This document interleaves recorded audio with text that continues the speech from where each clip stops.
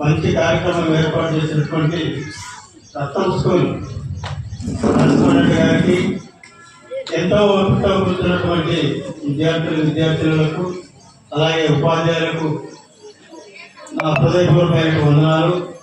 ఈ పాటికి అన్ని స్కూళ్ళలో ఉదయమే జెండాలు ఎత్తేసి మామూలుగా వెళ్ళిపోయారు.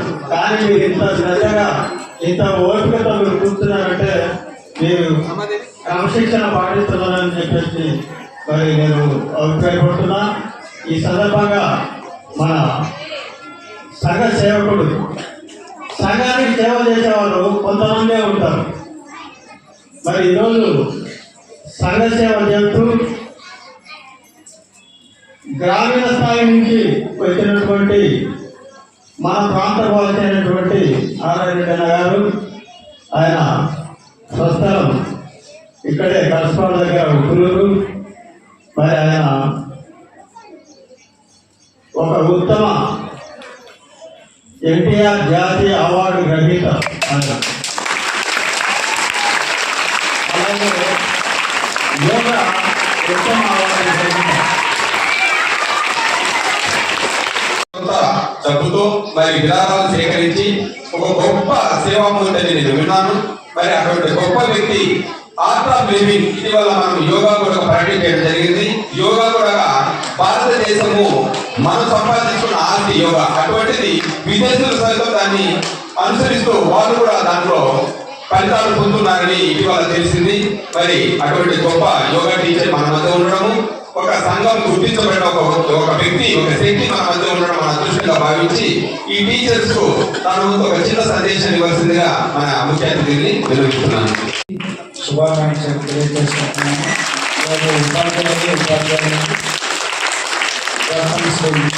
వ్యవస్థాపకులైనటువంటి వారికి, పిల్లలకు అందరికీ కూడా హృదయపూర్వక ధన్యవాదాలు, ప్రకృతి ఆశీర్వాదాలు ఉండాలి.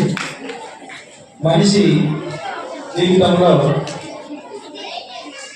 ఏమి అనుకుంటే అది సాధించవచ్చు అనడానికి నిదర్శనమైనటువంటి వ్యక్తి డాక్టర్ సర్వేపల్లి రాధాకృష్ణన్ గారు. అలాగే చాలా మంది కూడా మనకు తెలిసి ఇతరులకు సహాయపడాలనే సేవతో ఉంటే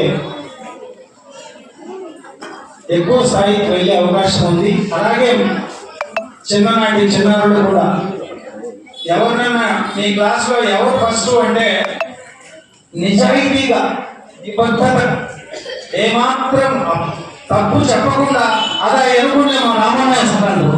అవును కదా? ఎస్, మొత్తం చెప్పకుండా ఎవరు మంచి పిల్లోడు అంటే వెంటనే ఆ పేరు చెప్పేస్తారు.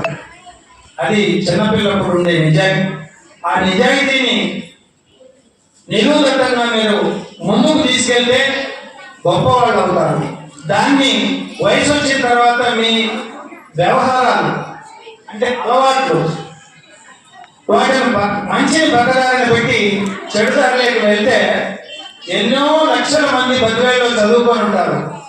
ఇక్కడ కేవలం కొంతమంది మాత్రమే ఉపాధ్యాయులు ఉన్నారు అంటే వారు ధర్మంగా వెళ్ళారు కాబట్టి ఇక్కడ కూర్చున్నారు, అధర్మంగా ఉన్నారు కాబట్టి ఎక్కడెక్కడో తిరుగుతున్నారు. ఎలాంటి మంచి భావన కావాలి మనకి పిల్లలు? ఎలాంటి భావం కావాలి? మంచి భావం కావాలి. మంచి భావం ఉంటే అందరూ ఉత్తమమైన స్థితికి వెళ్ళి మన డాక్టర్ సర్వేపల్లి రాధాకృష్ణన్ గారు అంత గొప్ప వాళ్ళు కాలేకపోయినా కూడా ఇక్కడ కూర్చున్నటువంటి పెద్దలమైన లేకపోతే ఇంకో కొంచెం ఉన్నత స్థాయిలోకి వెళ్ళేటువంటి అవకాశం మనకు దొరుకుతుందని నేను నమ్ముతున్నాను. Thank you. నేను కూడా ఫ్రీగా అయిపోతానే స్కూల్ పెట్టి